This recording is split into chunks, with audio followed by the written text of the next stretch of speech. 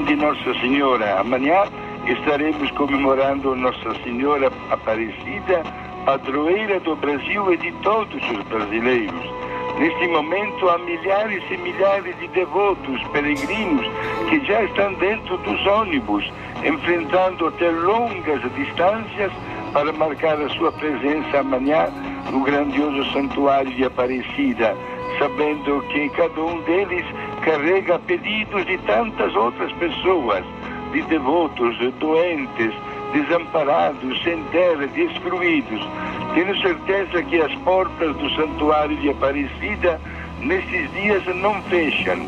Dia e noite acolhem os grupos de romeiros que vêm para cumprir uma promessa, acender uma vela, fazer uma boa confissão, participar de uma missa.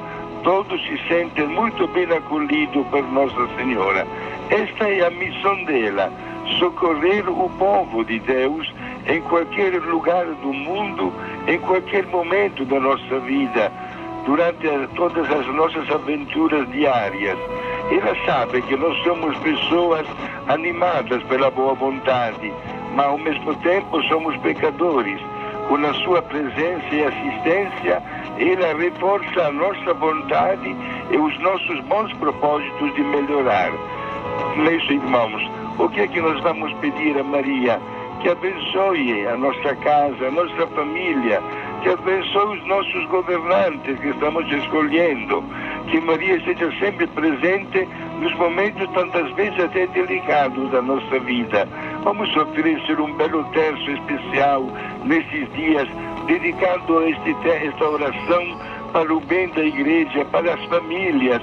Lá em Roma, no Vaticano, o Papa está reunido com centenas de bispos, estudando os problemas da família, para que eles possam receber as luzes e dar soluções também para melhorar a nossa vida e a nossa casa. Desejo a todos, prezados amigos, um final de semana tipicamente mariano. Sejamos muito devotos de Maria e ela vai retribuir com a sua bênção e o seu sorriso. Até o próximo sábado, se Deus quiser. Obrigado, Padre.